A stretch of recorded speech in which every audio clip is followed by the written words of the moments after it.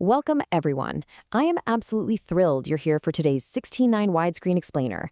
We're jumping right into a rapidly evolving, incredibly complex, and high-stakes military standoff that's unfolding literally right now in the Strait of Hormuz. We're going to break down exactly what's happening on the water, cut through the conflicting narratives, and figure out what it all means for the global economy. So what actually happens when 20% of the world's oil supply is held hostage by geopolitics? It's a massive question with global stakes, and frankly, it's not hypothetical anymore. It is exactly the situation the world is facing today. When a major choke point like the Strait of Hormuz gets squeezed, the economic shockwaves are felt everywhere, from the cost of global manufacturing straight down to the price you pay at the pump. Okay, let's dive into this. Here is exactly how we're going to logically break down the chaos of the past few days. First, the Hormuz Strait blockade. Second, what is Project Freedom? Third, escalation on the water. Fourth, the diplomatic pause. And finally, the risk of wider war. Section 1. The Hormuz Strait Blockade, a global choke point. To really get a grip on today's situation, we have to look back to late February, when airstrikes prompted Tehran to restrict this absolutely crucial route. And the sheer macroeconomic scale we're dealing with here, it's staggering. A full fifth of the world's oil and liquefied natural gas relies entirely on this exact waterway.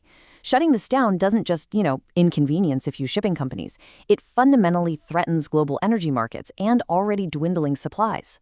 But listen, it's not just about abstract economic data or barrels of oil. I want to ground this in the very real human crisis unfolding right now. 22,500. That is the number of actual mariners currently trapped in the Gulf across over 1,500 commercial vessels, representing 87 different countries. So as you can imagine, there's a growing, urgent concern over the physical and mental health of these sailors who are just sitting there waiting in limbo. Section 2. What is Project Freedom? The proposed solution. This past Sunday, President Trump announced this initiative as a humanitarian gesture meant to free up those stranded people and companies.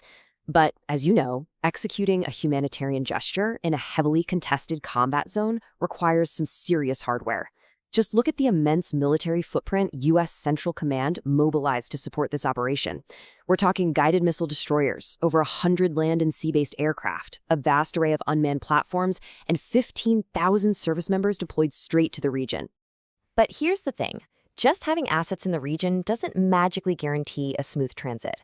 Mick Mulroy, a Marine veteran and former U.S. Deputy Assistant Secretary of Defense, pointed out that the military's focus was likely on providing air cover, defense from drones or missiles, rather than literally escorting ships side by side. As he brilliantly puts it, the real hurdle is trust. Are the shipping companies and, crucially, their insurance providers actually going to risk the journey? The administration reportedly didn't establish clear coordination, which left trade bodies incredibly worried about safety. Section 3. Escalation on the water, missiles and denials.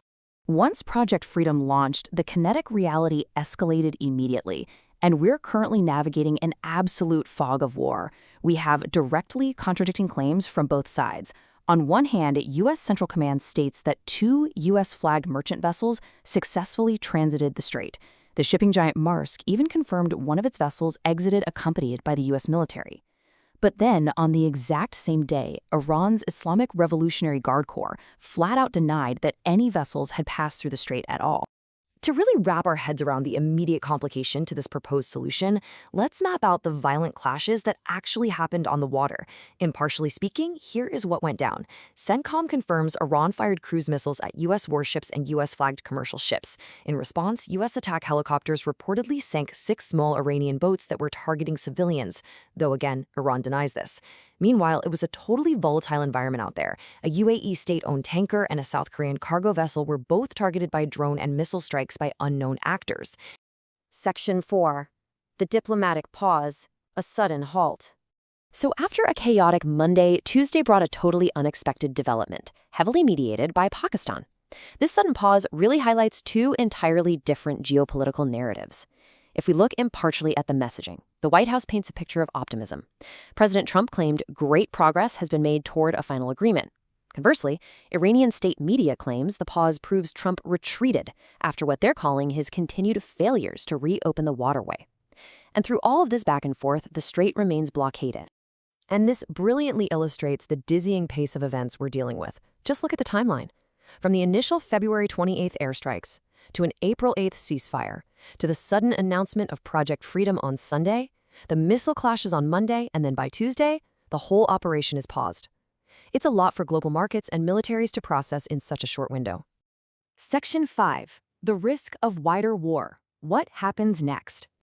Let's pull back for a second to look at the massive global stakes and examine the overarching geopolitical fallout. Because this is the ultimate question hanging over the global economy, military planners, and of course, those 22,000 stranded mariners. Is the Iran war resuming? Well, U.S. leadership is working extremely hard to separate this specific shipping initiative from the broader conflict. Take U.S. Defense Secretary Pete Hegseth's crystal-clear statement when asked if the ceasefire was over. No, he said, the ceasefire is not over. This is a separate and distinct project. So the official stance is that ensuring freedom of navigation does absolutely not equal a resumption of the broader war. However, the reality on the ground tells a story of constant friction. Consider the ongoing provocations recorded since the April 8th ceasefire agreement. Iran has fired at commercial vessels 9 times, seized 2 container ships, and attacked U.S. forces 10 times.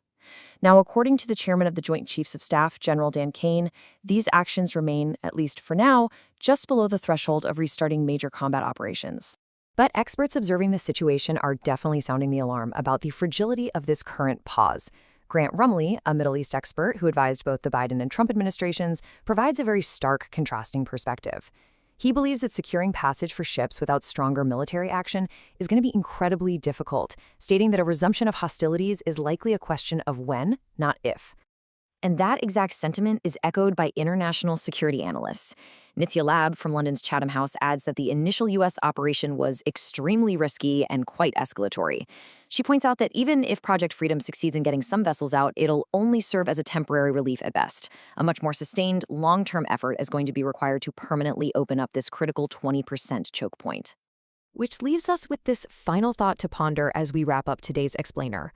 With 22,500 human lives stranded at sea, massive military arsenals locked in a tense standoff, and contradicting claims flying from literally every side, how long can the world afford this diplomatic pause before the next spark ignites the Strait of Hormuz? It's a critical situation that affects all of us, and one we'll absolutely be keeping our eyes on. Thanks so much for joining me to get a clearer picture of what's happening. Keep learning, keep questioning, and I'll catch you in the next explainer.